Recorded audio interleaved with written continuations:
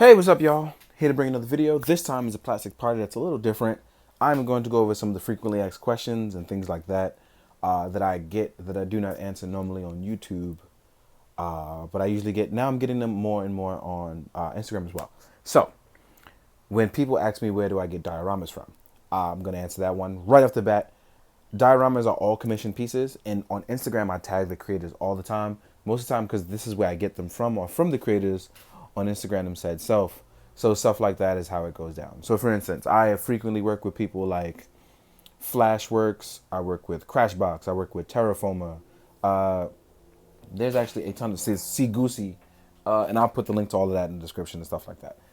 These are all people I constantly work with, and there's people I can't think of right now. There's Kinesthetic, who I was recently able to work with because he came over from the Philippines and brought a diorama. So there are tons and tons of people that I sit down and I work with.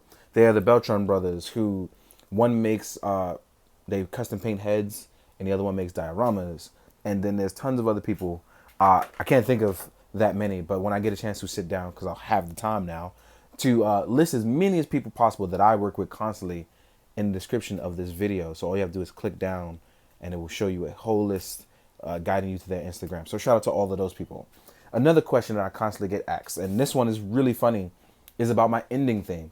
I already did a plastic party about that previously, but I guess every couple months I'm going to have to do it over and over again. So here we are. I'm going to show you that I got it from my friend Raspberry Chainsaw over on Instagram.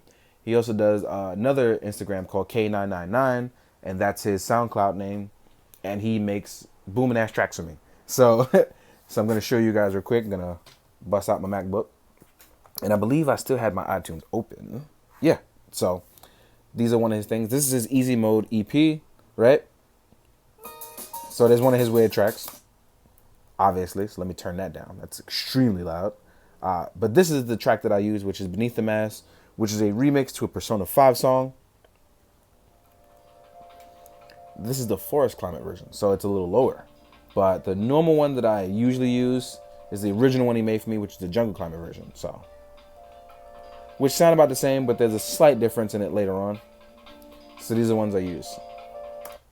Then there's also my friend Satori, Shozen Beats, and this is his album Satori. And I also listen to a lot of his stuff. This is my travel MacBook, so this is usually made for trying to make reviews and photos and stuff on the go. It's not one of those things where I have my entire listening library, but just mostly my friend stuff who I listen to. So there's that, to people that ask about that. So let's put this guy away.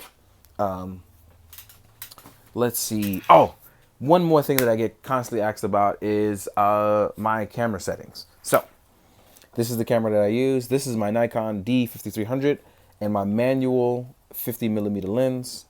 It is a manual shooting lens. I do not shoot on auto at all. And as you can see, my camera is pretty worn out because I use it all the time. So I don't even know the last thing I actually took a photo of. Oh, that's because I don't have a battery in it. So let's actually change that, because I was charging a battery to get started on all this work.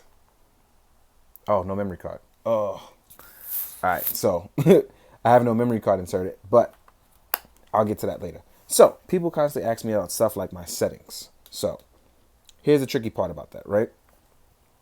The settings themselves are constantly changing. It's not one of those things where I constantly have it on one thing. So I'm constantly changing my aperture and focus. And then there's stuff like changing the ISO.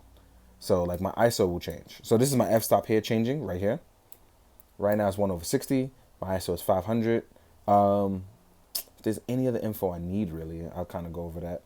But right now there's nothing. And I'm going to pause it now and take a quick break, which will be 2 seconds for you guys, because I'm going to split that up. And I'm going to get a memory card and show you guys a few photo tricks real fast. So now I've got my memory card. I've went and got it, because I was looking foolish out there because I was ill prepared. So this was the last photo I took, which is that of Spider-Man for my Spider-Man review. And yeah, so that's one of the last things.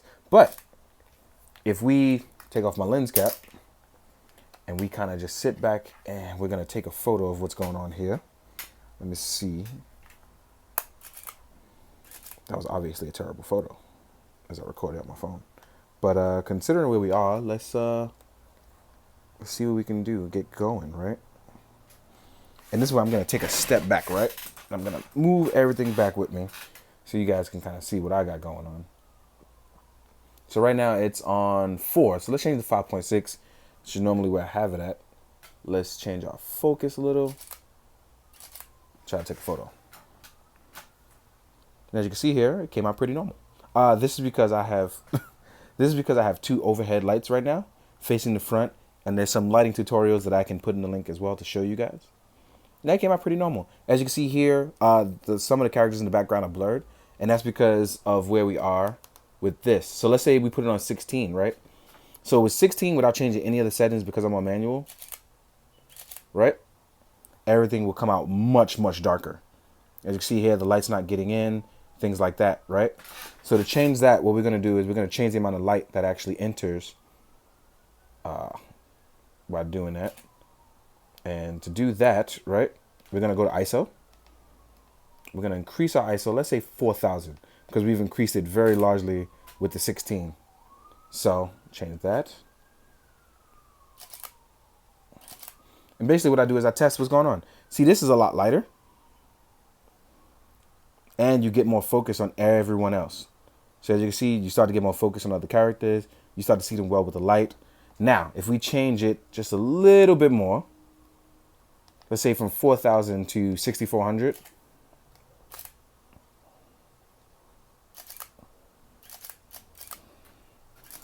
That one actually came out blurry because I took a second photo. But as you can see, we're right back to where we were with the 4, except now the characters aren't blurry as well. So these are things that you have to trial and error to fix when you're shooting manual. I don't shoot anything on automatic at all. For years, I haven't done that. I think the last 6 years. Once I learned to shoot manual, it was all pretty much trial and error, which is pretty much what I do all the time. So the fact that, wow, thinking about it, I never thought about it this way. The fact that I kind of pump out as many photos as I do on manual either means I'm either severely used to it or I'm psychotic, because that does take a lot of work. But I like doing it. I really like taking photos. It's my passion. So I'm kind of okay with that. But yeah, hopefully I get some stuff done with you guys. And real quick, one more thing I want to go over. Let's talk about a little bit of anatomy posing up. I know people like to see this kind of stuff. So if you have any questions, I believe you should go to my Instagram, because I'm going to have a post there telling me what kind of plastic party on anatomy and things that you would like to see. As you can see here, just standing Gomez straight up, and as you can see, he's leaned back a little, but from an angle, he looks totally fine. Now, to get him to stand straight up, you want to close these legs. You want to tilt his upper torso a little bit more forward, and just to have proper posture, our arms are going to bend a little, because our arms aren't always straight, and we're going to tilt the head just a little, and voila, we have a more natural standing Gomez in our situation. Looks really good too.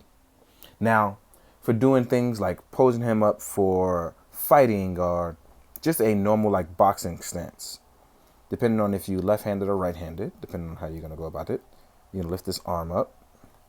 We're going to spread our legs, knees bent just a slight bit, not too much.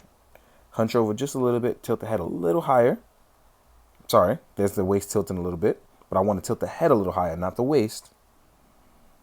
And we're going to make sure those ankles are sitting flat unless he's upset or about to make a move.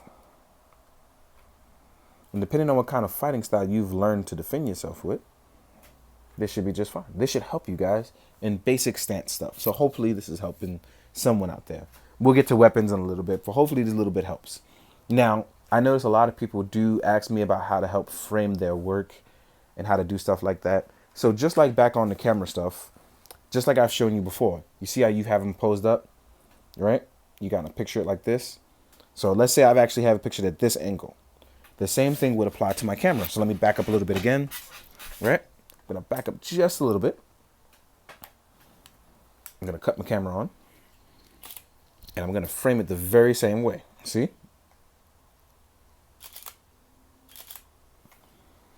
And just like that, because I framed it that way and I kept everything in the way I wanted it, I got the angle that I wanted. As long as you stick to the basics and don't get, like, it's okay to go outside what you know. I think that's totally fine.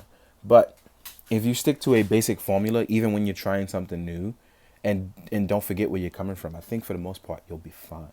I I've done and gotten this far only by experimenting and never staying exactly the same. I try to do as many new things as possible that I can. The one thing I am terrible at, and I'm actually sitting here for the next couple weeks trying it, will be editing.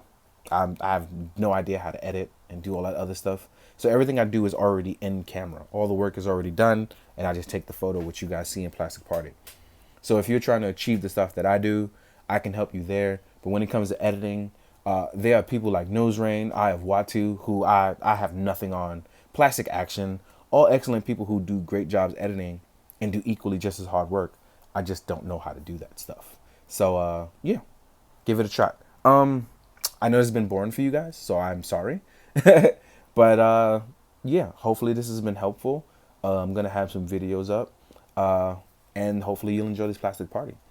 As always, guys, thank you for watching. I hope you are good out there in the world. Be good, do good, drink your water. Later.